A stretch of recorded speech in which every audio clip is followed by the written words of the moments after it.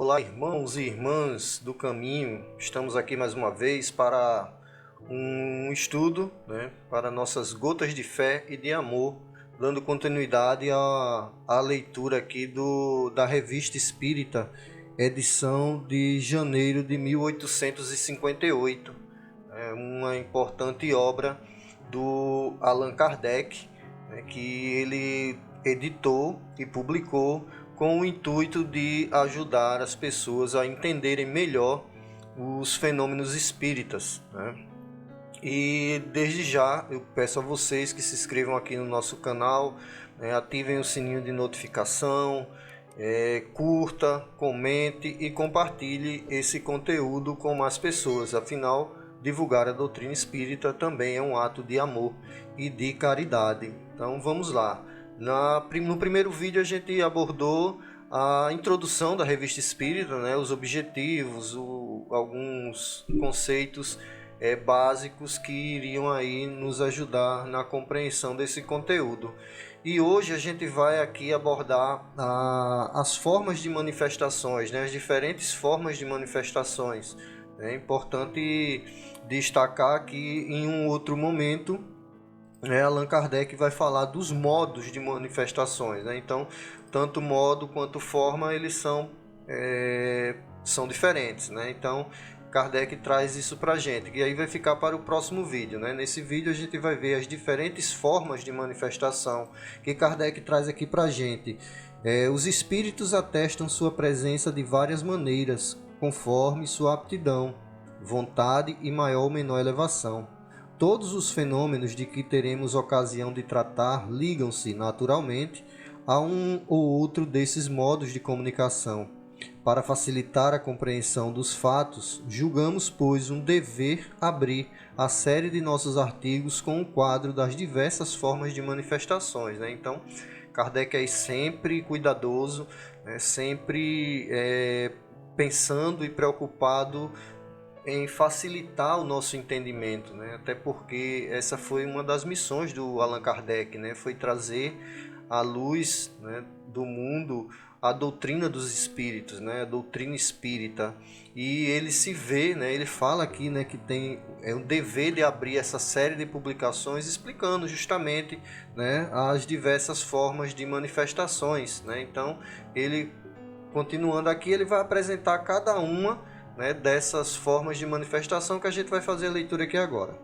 Então ele fala, podem ser assim resumidas. Primeira, a ação oculta, quando nada tem de ostensiva. Tais são, por exemplo, as inspirações ou sugestões de pensamento ou avisos íntimos, a influência sobre os acontecimentos. Então nessa primeira forma de manifestação, a gente vê justamente a ação oculta, que é aquela intuição que a gente tem no dia a dia. Às vezes a gente tem aquela impressão que a gente vai entrar numa rua e aquele sentimento assim, não vá, então a gente desvia nosso caminho. Então são essa forma que o Kardec denominou aqui de ação oculta, é a intuição, as inspirações, algumas sugestões que nos são dadas no dia a dia, para que a gente possa aí trilhar nosso caminho com segurança. Lembrando também que os espíritos obsessores também fazem uso dessas formas de manifestações também para nos prejudicar. Quantas vezes nós não vimos pessoas, assassinos, criminosos perigosos, que depois de executarem algum tipo de crime contra a vida de outra pessoa, eles dizem simplesmente que tinham vozes na cabeça dele, dizendo que era para fazer aquilo. Muitas vezes eles sequer lembram do que aconteceu depois. Vamos lá. A segunda forma de manifestação dos espíritos que Kardec nos apresenta é justamente a ação patente ou manifestação, quando é de qualquer maneira provável. Então, essa forma de manifestação é justamente essa manifestação mais acentuada, mais provável, como a gente consegue ver melhor, a gente consegue perceber essa manifestação de forma a se provar que ela de fato existe. E isso acontece no dia a dia e Kardec mais na frente ele vai trazer, né, algumas explicações mais detalhadas a respeito disso. A terceira forma são as manifestações físicas ou materiais. São as que se traduzem por fenômenos sensíveis, tais como ruídos, movimentos e deslocamento de objetos. Essas manifestações não trazem frequentemente nenhuma mensagem, só tem por fim chamar a atenção para qualquer coisa e convencer-nos da presença de um poder sobre-humano.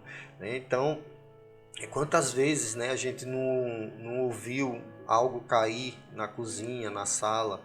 Quantas vezes nós não escutamos passos dentro do nosso quarto?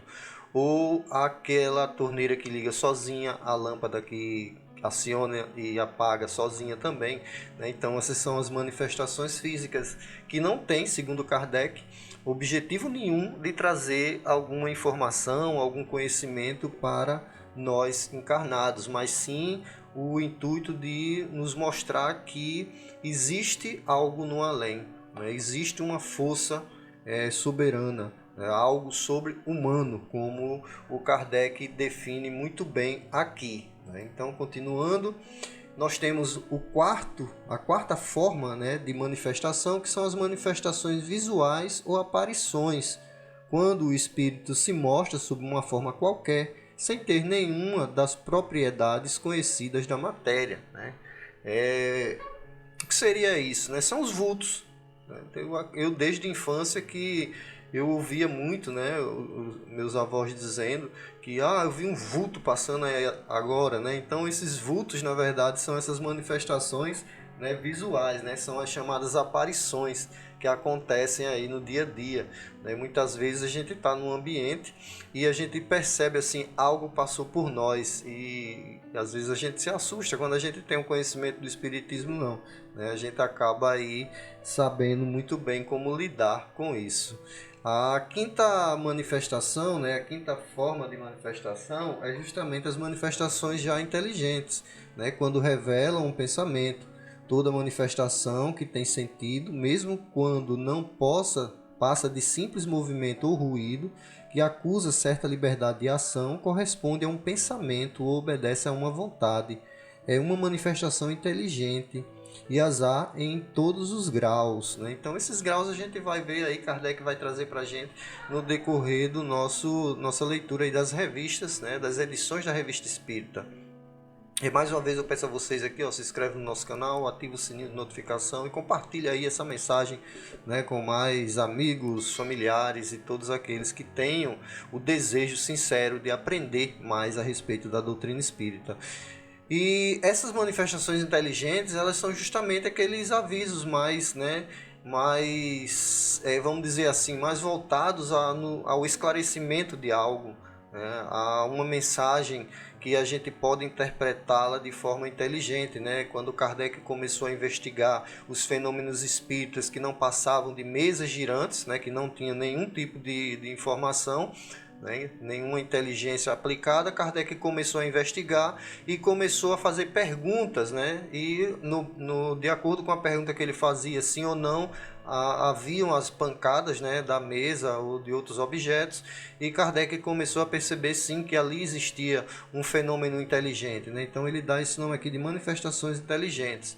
Aí vem as comunicações, que é a sexta forma de manifestação aqui dos espíritos, né? E a sexta é justamente as comunicações, né? São manifestações inteligentes, né, de acordo com o anterior, que tem como objetivo uma troca de ideias entre homens e o espírito, né, e os espíritos.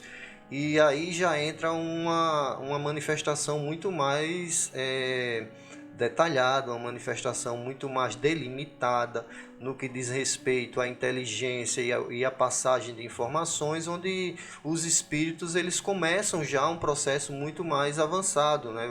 Eles começam através dos médiuns a escrever mensagens, através das cestas que tinham um lápis, né, através daqueles tabuleiros com letras do alfabeto, né, que muitos chamam por aí de tabuleiro Ouija, né? Então começou a existir essa comunicação mais proativa, vamos dizer assim, dos espíritos com relação a nós encarnados, né? E essas foram, né, as 6 formas que Kardec apresenta de manifestação, e agora ele traz somente algumas observações, né? Ele fala assim: a natureza das comunicações varia segundo a elevação ou a inferioridade, o saber ou a ignorância do espírito que se manifesta e conforme a natureza do assunto de que se trata. Podem ser frívolos, grosseiros, sérias ou instrutivas. A comunicação frívola procedem de espíritos levianos, zombeteiros e travessos, mais malandros que maus e que nenhuma importância ligam ao que dizem.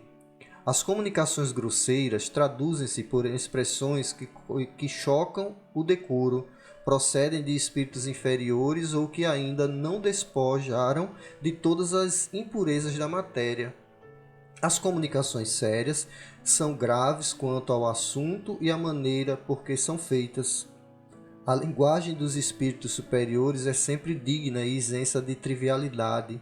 Toda comunicação que exclui a frivolidade e a grosseria e que tem um fim útil, mesmo de interesse particular, é por isso mesmo séria, né? Então a gente tem essa comunicação frívola, né, que é mais por espíritos brincalhões, né, que não tem no intuito dessa comunicação prejudicar ninguém, né? Você tem aí aquelas comunicações grosseiras, né? Aí você já vê, por exemplo, a gente às vezes vê espíritos que se manifestam em pessoas, normalmente pessoas que pedem dinheiro, né, para realizar trabalhos macabros, né, trabalhos que prejudicam a vida de outras pessoas, né, e se utilizando de magia negra, eles evocam esses espíritos, e esses espíritos eles vêm com uma série de vicissitudes, bebem, fumam, falam palavrões, né, se amparam ali nos contextos de sexo desregrado e outros absurdos, né? Outras grosserias que são aplicadas por esses espíritos,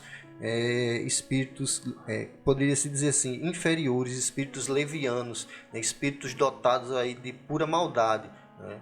Tendo em vista que seus cavalos estão ali em sintonia com eles, pedindo dinheiro para fazer mal a quem for vítima aí dessas solicitações, né? E as comunicações sérias, que são aí comunicações oriundas de espíritos igualmente sérios, né, que nos trazem aí uma comunicação com um diálogo muito afinado com coisas importantes, assuntos graves, né, que nos trazem informações de forma consistente, né, muitas vezes com uma linguagem muito vamos dizer assim, elaborada, né, sem chacota, como eu poderia dizer, sem palavras de baixo calão, né? Então uma linguagem muito mais positiva, né, que suscita o nosso que desperta o nosso interesse por serem comunicações com um fim útil, né? Então é uma comunicação que tem aí utilidade para ser aplicada no nosso dia a dia. A exemplo aqui nós temos diversas obras, né, psicografadas. Aqui a gente tem Divaldo Franco,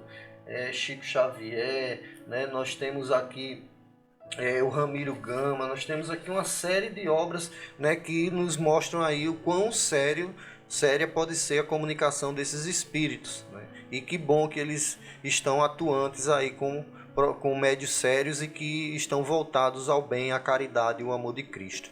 Tá? Para finalizar, Kardec diz assim: as comunicações instrutivas são as comunicações sérias, cujo principal objetivo é um ensinamento qualquer dado pelo Espírito sobre as ciências, a moral, a filosofia, etc. São mais ou menos profundas e mais ou menos verdadeiras, conforme o grau de elevação e de desmaterialização do espírito. Para tirar proveito real destas comunicações, devem elas ser regulares e seguidas com perseverança. Então, você vê que essas comunicações elas são instrutivas, mas mesmo assim elas têm um nível, né? Vai depender muito do grau de evolução daquele espírito comunicante, né? E também do grau de desapego da carne, né? Ele passou pelo desencarne, como nós todos vamos passar, e esse espírito, ele quanto mais ligado à matéria ele tiver, né, menos verdadeiras serão suas comunicações e mais frívolas elas serão, né? A respeito do que eu falei um pouco anterior, né? Um pouco antes agora, que eu falei justamente desses espíritos que vêm com todas as vicissitudes, né? Vontade de beber, de fumar, de sacrificar animais e etc.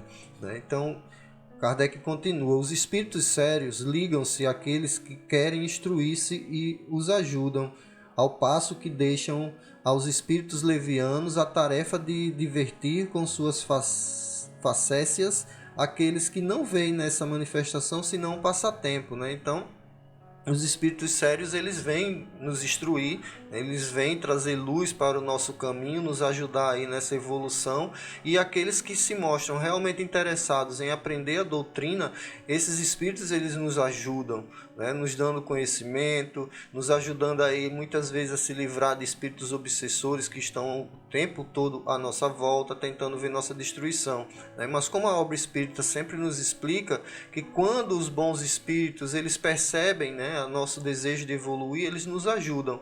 Assim como os maus espíritos, quando eles percebem nosso desejo de evolução moral e espiritual, eles acabam por desistir de nos obsidiar e se afastam de nós, tendo em vista que a gente está entrando numa vibração muito diferente da desses espíritos aí inferiores, né? E para concluir aqui, o Kardec: só pela regularidade e pela frequência das comunicações é que se pode apreciar o valor moral e intelectual dos espíritos com os quais nos entretemos, bem como o grau de confiança que merecem. Se é necessário ter experiência para julgar os homens, mais ainda é para julgar os espíritos, né? E Kardec fala, né, que se em 10 perguntas esse espírito ele trouxer uma mentira, né, as outras 9, mesmo que sejam verdades, elas precisam ser descartadas, né, porque um espírito evoluído, um espírito de alta evolução, ele não vai nos trazer uma informação mentirosa, uma informação leviana,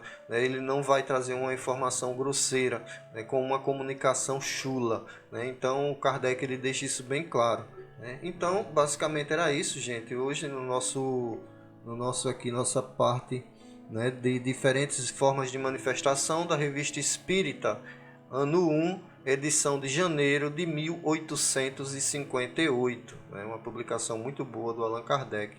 E desde já eu convido vocês a acompanhar aqui a nossa playlist Trilhas da Libertação, obra de Divaldo Franco, pelo espírito Manuel Filomeno de Miranda, uma obra excelente que traz luz para o nosso entendimento a respeito dos processos tanto de obsessão quanto da cura, né, pela alma, e também conhecimento para que nós nos libertemos desse mundo carnal, das vicissitudes da vida, né? Então, desde já eu agradeço, mais uma vez peço que vocês curtam a nossa página, né? Curtam esse conteúdo, ativem o sininho de notificações, né? Compartilhe essa mensagem com mais pessoas.